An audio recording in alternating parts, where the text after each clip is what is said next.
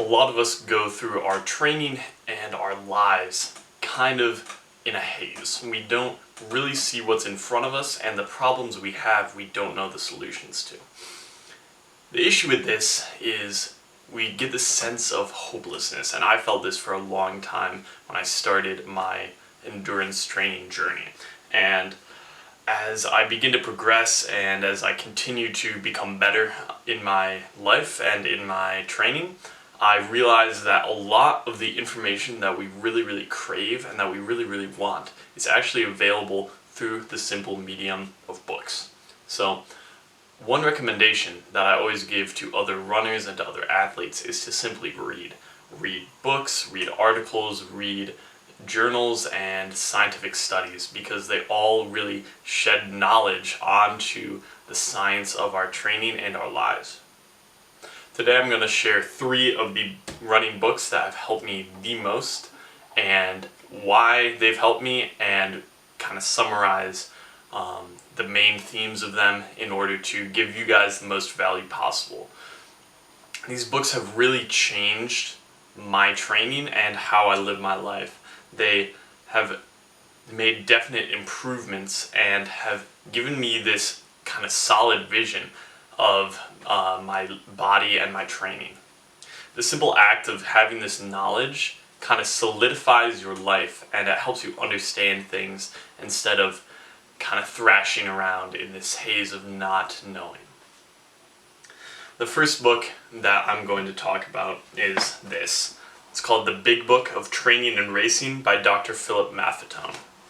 Now, this book is huge. It's almost 500 pages, really big. I don't even know if they publish it anymore, but we'll have to see. I got it from a used bookstore, not really thinking much of it, and after reading through it, it has genuinely changed my understanding of training and of fitness. This book goes through general principles that help you understand both the scientific side of things and the psychological and practical side of things in terms of your endurance training. This is very good for triathletes. It addresses swimming, biking, and running, though it's not a book specifically about triathlon. It's mainly just about, as the title says, endurance training and racing. The main theme of this book that you have to understand is every single aspect of your life, especially your work and your relaxation, greatly affect how you train and how you perform. This book covers basically everything in life, but more importantly, it helps you understand how your life stressors, like your work, your family life, and your friends, really impact your recovery and your performance. You need to cut out all the things that add additional stress to your life. Take this as an actionable step right now. I want you to take your journal out and write all the possible life stressors that you have, all the negative, time-consuming things that are in your life. The goal is that as the intensity and the stress of your training increases, your life stress decreases in order to allow you to adapt to that training stress. The idea of training is that you, through training, through your workouts, put this big stimulus into your body, and then your recovery allows you to absorb that. You're like a sponge for stress. Now, if you are already a little damp, if your sponge already has a little bit of water in it, you're not going to be able to absorb as much of that training stress, right? So you're going to have all this leftover water in the bucket of training stress that is just sloshing around and not doing you any good. Let's say you have some negative friends.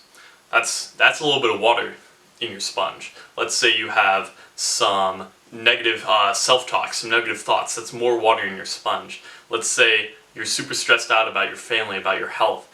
That's more water in the sponge. So when you have all this water in your sponge, by the time you're going to dunk your sponge in that bucket of training stress, you literally get nothing. Nothing can even go into that sponge anymore because you're already so depleted from your lifestyle setup. It's all about a balance of energy and stimulus. You want your energy to be high, and then you want to be able to reduce it slightly by adding more stimulus. But you want to be able to continue to have stable amounts of stimulus and energy at the same time so you can absorb that training and get fitter and fitter. But overall, the way you need to understand food from the perspective of this book is that you have to understand that there's a difference between nutrition and fueling. Fueling is your lifestyle choice for food. That's like your meals, your snacks, and your overall consumption. Now, fueling is the very specific window of directly before your training, directly during your training, and directly after your training. So, the fueling is going to be drastically different from how you eat during the rest of the day, right? Because you want to really carb up, you want to hit sugar and caffeine and all this stuff that's going to get you going so you're able to do these like long bike intervals and stuff. When you're on the bike, it's acceptable, right, to eat fruit snacks, to eat chews and all these gels and stuff, these sugary things. But aside from your actual training, that's not what you're going to want. And you're going to want this more sustainable diet of carbs and fats and protein, right? You need those carbs and fats and proteins in order to be able to recover from the training that you're doing. But you need those sugars to make your engine, to stoke your engine, to burn hot. So you're able to really put out the watts that you want to do, run the paces that you want to do. And this has really changed my view of training as a whole. It makes me understand how the food you eat directly correlates to the outputs that you have in your training. The next book is Run Like a Pro by Matt Fitzgerald and Ben Rosario. I've talked about this book before, and I'll mention it again simply because it is so good. I'd recommend buying this book. I don't make any money from this, but I'd recommend buying this book simply because of the crazy amounts of training plans in the back of it. That is super useful for you as a whole. But beyond that, this book explains tons of practical tips for life and for training.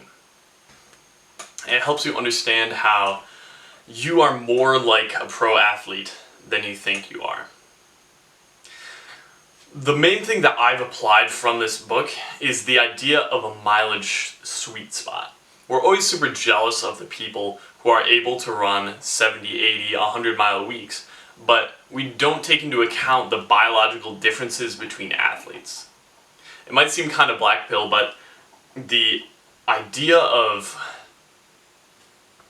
everybody being able to run the same mileage and run the same times, everybody having the same amount of genetic gift, is just absurd. There's many studies, and especially more are coming out now, that are helping us understand how there are traits in the human body that make you better or worse at running, and these will drastically benefit you in competition. There are also people who will adapt to training faster, but then also get out of shape faster. There are people who will adapt to training slower, but stay in shape for longer. And this really needs to be taken into account when you're addressing your training. Otherwise, you can run yourself into a hole and overtrain completely. You have to understand that if you're fragile, you have to keep your training low, but be able to absorb all that training without getting injured. If you're very durable, you need to understand that you can't go crazy with your training either. You need to keep it within your grasp, because if you're super durable, you can really take all this fatigue and you can hide it for a long time, and there can be injuries that start a year or two before they actually show their head before you're actually injured and not able to compete anymore. The importance of this is that if you are looking at these top tier athletes who have elite genetics and very gifted biology, you have to understand that while you are very similar to a pro athlete, you are not pro athlete, right? You can look at people, especially I look at people on my team who train far less than me, but still have far greater results than me. They very rarely train, they take months and months off of training, and yet they're able to bounce back very quickly. And the reason it's important to understand this is you have to know that it's not going to be easy, and that if you don't have the best genetics, you have to know that you're going to take the long road or you're going to take steroids. It's up to you. I would recommend not taking the steroid path. It's going to be a longer haul, but it's going to be all the more worth it because of that. The last book is Born to Run by Christopher McDougall. This is the classic running book that literally everybody has read. But I have found it to drastically change how I view training load and also how I view injuries. I now understand them for what they are, I would say, or at least for what McDougall thinks they are. And he theorizes that the advent of all these super soft running shoes is actually A, shortening our Achilles, and B, making us much more prone to injury. And I kind of agree with this. I kind of feel this on a training level. I feel that stress that is given onto it. So the way I've changed my opinion and started to integrate more injury prevention is simply by things like barefoot cooldowns, doing an easy run, adding on 2 miles barefoot on some grass or some turf. And these kind of things are kind of taking the load off your body a little bit, taking the load off your lower body as you are then running with this really good form that is going to help you a lot. It also kind of cements my opinion that spikes are great, because when you have these super minimalist shoes, you have no choice but to run with good form in them. You can't heel strike in Dragonflies. You would die. It would not be worth it for you, and you would very quickly realize what was happening. So that has really been an impact for me. Another thing is that I have changed my idea of what training is. This book has helped me realize that lifestyle in your activity level in your lifestyle and your diet in your lifestyle drastically affect how much you actually have to train. I read recently a story about an elite marathoner who did not train, as he put it, but his training, the fitness that he gained to win this marathon, I believe it was Boston, was he would run to the banana plantation every day, and he'd run back at night.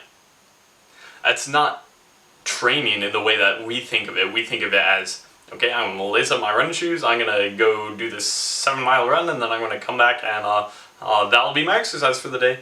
But this guy has built in, whether it was chosen or not is debatable, the training that is going to get him to be at this elite level of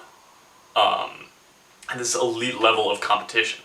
So it helped me understand that if I can integrate more activity, more strength training, more aerobic training into literally my everyday life, I will actually become a better athlete.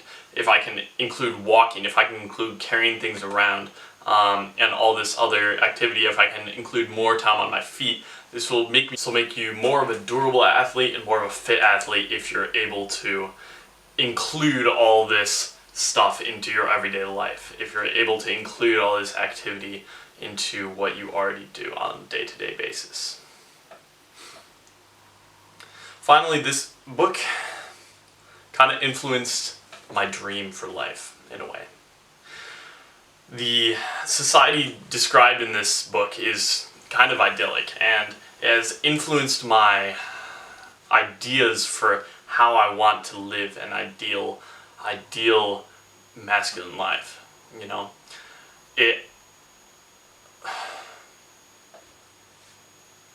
the idea of being able to create a society where everyone is healthy, where everyone is fit, and where everybody loves their life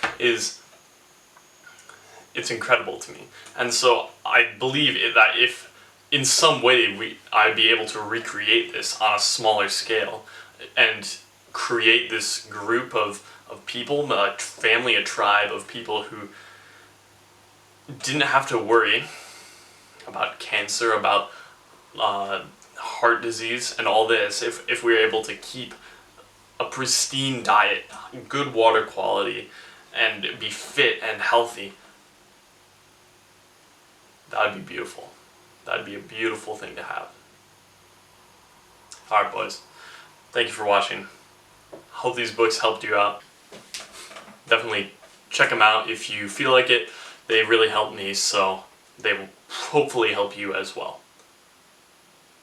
Alright, bro. I love you. Don't settle. See you around. Keep training. And stuff.